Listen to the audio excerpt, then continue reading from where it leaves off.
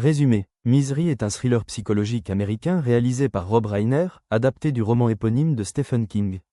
Paul Sheldon est un écrivain célèbre pour sa série de romans romantiques centrés sur le personnage de Misery Chastain. Après avoir terminé son dernier manuscrit, où il tue Misery pour se libérer de cette série et passer à des œuvres plus sérieuses, il subit un grave accident de voiture lors d'une tempête de neige dans le Colorado. Il est secouru par Annie Wilkes, une ancienne infirmière qui se présente comme sa « fan numéro 1 ». Elle l'installe chez elle, isolée, pour le soigner. Rapidement, Annie découvre que Paul a tué son héroïne favorite dans le nouveau roman. Furieuse et instable psychologiquement, elle le retient prisonnier, le force à brûler son manuscrit et l'oblige à écrire une suite, pour ressusciter le personnage. Annie alterne entre gentillesse maternelle et accès de rage violente, culminant dans des actes de torture, notamment la scène où, après avoir découvert que Paul était sorti par 2 fois de sa chambre, elle lui brise les 2 chevilles.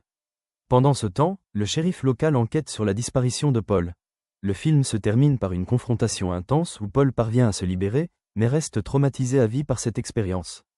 Analyse. Misery est l'une des meilleures adaptations de Stephen King et un classique du thriller psychologique. Contrairement à beaucoup d'œuvres de King, il n'y a pas d'éléments surnaturels.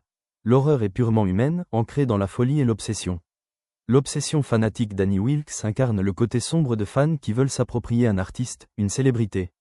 Inspirée en partie des expériences de King avec des fans extrêmes, elle symbolise comment l'admiration peut virer à la possession destructrice. Paul représente un écrivain, prisonnier, de son succès commercial. Le film explore la frustration de l'artiste qui veut évoluer, mais est enchaîné par les attentes des fans. La majeure partie du film se déroule dans une seule pièce, renforçant la tension et le sentiment d'impuissance.